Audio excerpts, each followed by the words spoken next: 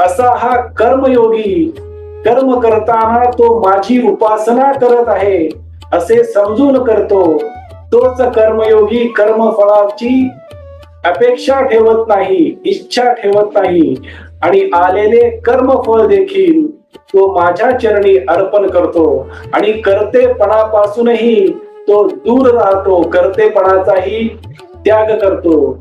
म्हणून असा कर्मयोगी मी करता नाही अशी दृढ भावना त्याच्या मनामध्ये स्थित करतो, प्रस्थापित करू शकतो. अर्जुना, याची त्याला संपूर्ण खात्री झालेली असते. हा कर्मयोगी कर्माच्या बंधनातून मुक्त झालेला असतो आणि स्वतःच्या मुक्तीचे स्वतःच्या डोळ्यांनीच निरीक्षण करत असतो. अर्जुना, असा हा कर्मयोगी त्याचे चैतन्य शुद्ध निष्कलंक